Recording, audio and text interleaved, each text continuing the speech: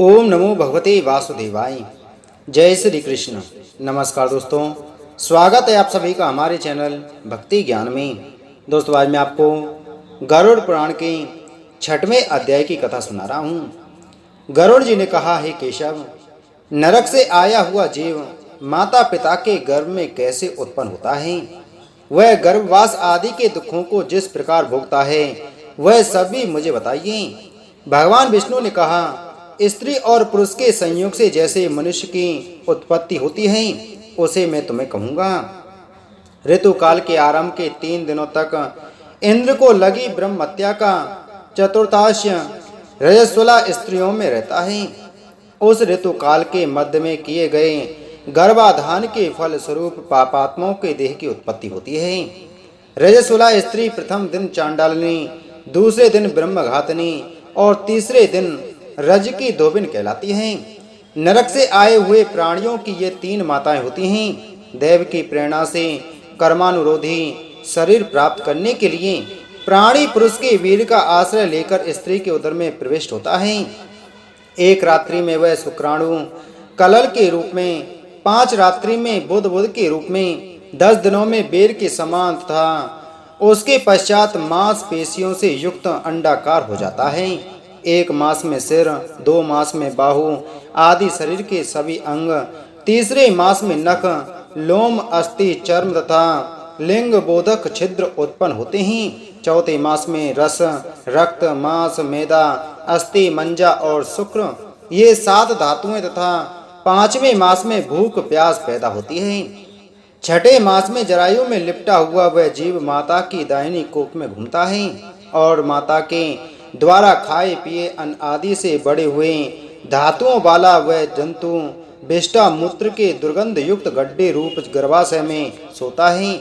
वहाँ गर्भस्थ क्षुधित कृमियों के द्वारा उसके सुकुमार अंग प्रति क्षण बार बार काटे जाते हैं, जिससे अत्यधिक क्लेश होने के कारण वह जीव मूर्छित हो जाता है।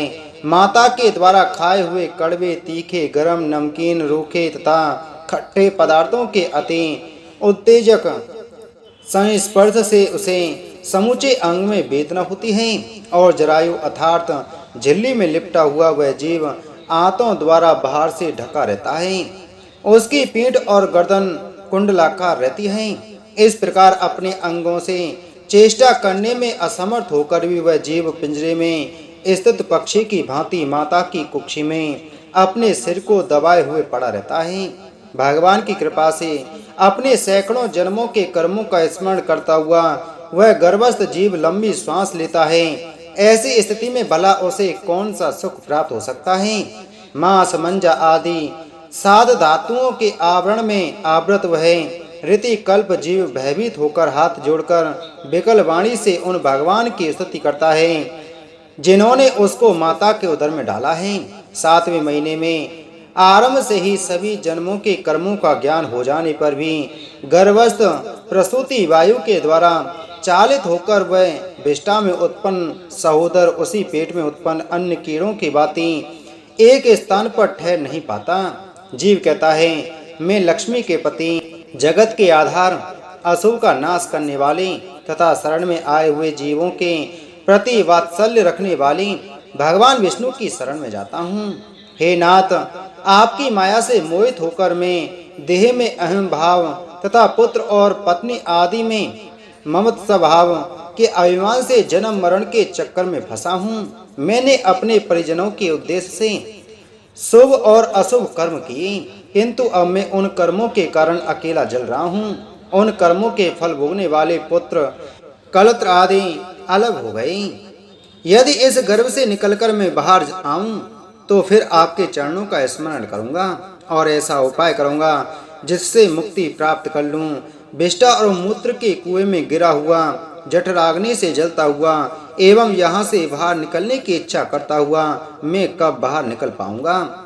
जिस दीन दयाल परमात्मा ने मुझे इस प्रकार का विशेष ज्ञान दिया है, मैं उन्हीं के शरण ग्रहण करता हूँ, जिससे मुझे पुनः संसार के चक्कर में न आना पड़े अथवा मैं माता के गर्भगृह से कभी भी बाहर जाने की इच्छा नहीं करता, क्योंकि बाहर जाने पर पाप कर्मों से पुनः मेरी दुर्गति हो जाएगी। इसलिए यहाँ बहुत दुख की स्थिति में रहकर भी मैं खेद रहित होकर आपके चरणों का आश्रय लेकर संसार से अपना उद्धार कर लूंगा। श्री भगवान बोले, इस प्रकार की बुद्धि वाले एवं स्तुति करते हुए 10 मास के ऋषि कल्प उस जीव को प्रसूति वायु प्रसव के लिए तुरंत नीचे की ओर ढकेलता है।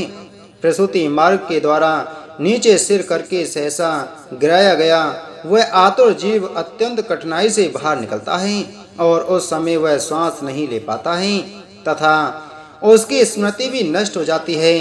पृथ्वी पर विष्ठा और मूत्र के बीच गिरा हुआ वह जीव मल में उत्पन्न कीड़े की भांति चेष्टा करता है और विपरीत गति प्राप्त करके ज्ञान नष्ट हो जाने के कारण अत्यधिक रुदन करने लगता है। गर्भ में रुग्ण अवस्था में शमशान भूमि में तथा प्राण के प्रयाण व श्रवण के समय जैसी बुद्धि होती है वह यदि स्थिर हो जाए तो कौन व्यक्ति सांसारिक बंधन से मुक्त नहीं हो सकता। कर्म भोग के अनंतर जीव जब गर्भ से बाहर आता है तब उसी समय वैष्णवी माया उस पुरुष को मोहित कर देती है। उस समय माया के स्पर्श से वह जीव विवश होकर कुछ बोल नहीं पाता, प्रत्युत शैशव आदि अवस्थाओं में होने वाले दुखों को पराधीन की भांति भोगता है। उसका पोषण करने वाले लोग उसकी स्थिति का इच्छा को जान नहीं पाते, अतः प्रत्याख्यान करने में असमर्थ होने के कारण वह अनविपरीत अर्थात विपरीत स्थिति को प्राप्त हो जाता है। स्वदज जीवों से दूषित तथा विष्ठा मूत्र से अपवित्र शैया पर सुलाए जाने के कारण अपने अंगों को खुजलाने में, आसन से उठने में तथा अन्य चेष्टाओं को करने में वह असमर्थ रहता है। जैसे एक कृमि दूसरे कृमि को काटता है, उसी प्रकार ज्ञान शून्य और रोते हुए उस सूखी कोमल त्वचा को डांस, मच्छर और खटमल आदि जंतु व्यथित करते हैं।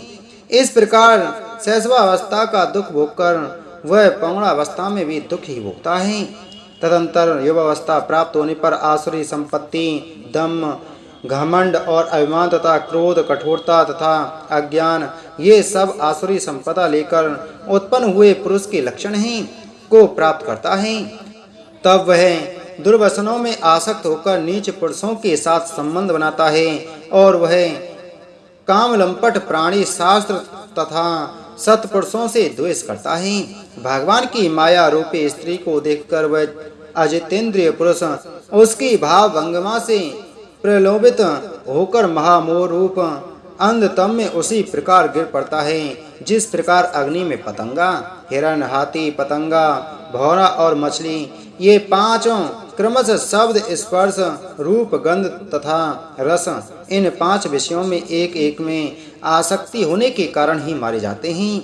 फिर एक प्रमादी व्यक्ति जो 5 इंद्रियों से 5 विषयों का भोग करता है वह क्यों नहीं मारा जाएगा।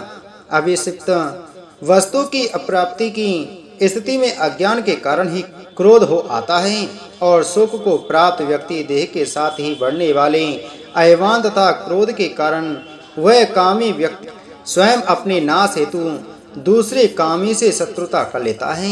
इस प्रकार अधिक बलशाली अन्य कामी जनों के द्वारा वह वैसे ही मारा जाता है जैसे किसी बलवान हाथी से दूसरा हाथी। इस प्रकार जो मूर्ख अत्यंत दुर्लभ मानव जीवन को विषयासक्ति के कारण व्यर्थ में नष्ट कर लेता है उससे बढ़कर पापी और कौन होगा। सैकड़ों योनियों को पार करके पृथ्वी पर दुर्लभ मानव योनि प्राप्त होती है। मानव शरीर प्राप्त होने पर भी प्राणी द्विजत्व की प्राप्ति उससे भी अधिक दुर्लभ है। अति दुर्लभ द्विजत्व को प्राप्त कर जो व्यक्ति द्विजत्व की रक्षा के लिए अपेक्षित कर्म धर्म कर्मानुष्ठान नहीं करता, केवल इंद्रियों की तृप्ति में ही प्रयत्नशील रहता है, उसके हाथ में आया हुआ अमृत स्वरूप वह अवसर उसके प्रमाद से नष्ट हो जाता है। इसके बाद वृद्धावस्था को प्राप्त करके महान व्याधियों से व्याकुल होकर मृत्यु को प्राप्त करके वह पूर्ववत महान दुख पूर्ण नरक में जाता है। इस प्रकार जन्म मरण के हेतुभूत कर्म पाशों में बंधे हुए वे पापी मेरी माया से विमोहित होकर कभी भी वैराग्य को प्राप्त नहीं करते। हे दाक्ष, इस प्रकार मैंने तुम्हें अंतरिष्टि कर्म से हीन पापियों की नरक गति बताई। अब आगे और क्या सुनना चाहते हो। इस प्रकार गरुड़ पुराण के अंतर्गत सारोद्वार में पाप जन्म आदि दुख निरूपण नामक छठा अध्याय पूर्ण हुआ। बोलो गरुड़ पुराण की जय। बोलो विष्णु भगवान की जय।